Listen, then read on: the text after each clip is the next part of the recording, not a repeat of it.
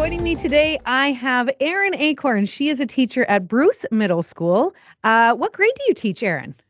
I teach grade 7, mostly language arts and social studies. Okay, lovely. So you guys did something very fun and exciting recently. I would love to hear more about what your class did. Awesome. So we have a little tradition around here. It started in 2020. Our grade 7 students paint and decorate ornaments to put up in the community.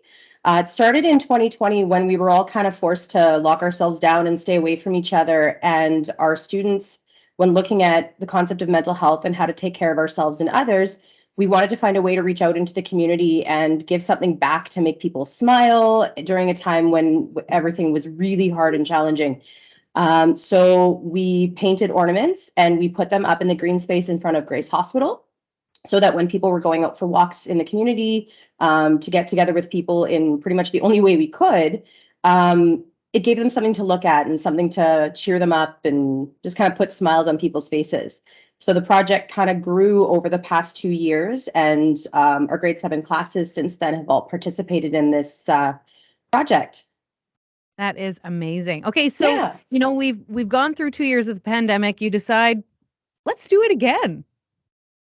Yeah, pretty much that's it. Like in middle school, so much of our learning is social emotional and helping kids figure out more about themselves as human beings and learn more about other people and how we're all different and how we can all still be the same at the same time. Giving kids opportunities to kind of take this learning and put it into a real scenario and to see real action and to perform real action is so important. And so every year since then, kids have been kind of inquiring, oh, do we get to do this next year? Do we get to do this next year? So yeah, it's kind of grown into something kind of big. Yeah, and I love the positive messages you've got on there. Have you heard anything from community members that have been walking by, maybe even people who've walked out of the hospital and seen any of this? Have you heard? Yeah, so every year I've put messages out onto our community Facebook pages just so that if people see things hanging in the trees, they don't think we're just littering or whatever. And every year we get really positive messaging back, thanking us for what we're doing. Neat thing though, over this past year, the number of people that have said, I have an ornament from 2 years ago and one from last year. I'm looking forward to seeing one from this year. So it's almost becoming a family tradition for other people in the community too, which is why I did not expect that to happen at all. Absolutely. Well, that's great. And as far as the students, how do they feel about participating in this project? It's funny with middle school kids, oftentimes some of them are pretty reserved and kind of quiet, but others are very rambunctious and outgoing. So just watching their different reactions to seeing the process of it moving out into the community to see this project really become real for them.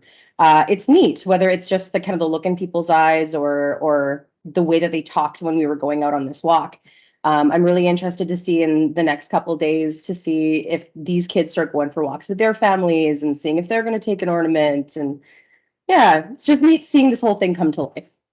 Yeah, and get even more involved. That's Mhm. amazing. Well, I really appreciate how you are pouring back into the community. Not only are you a teacher pouring into kids, middle school is, I'm just going to say it, it's a little bit tough. So It's an thank you adventure. for that.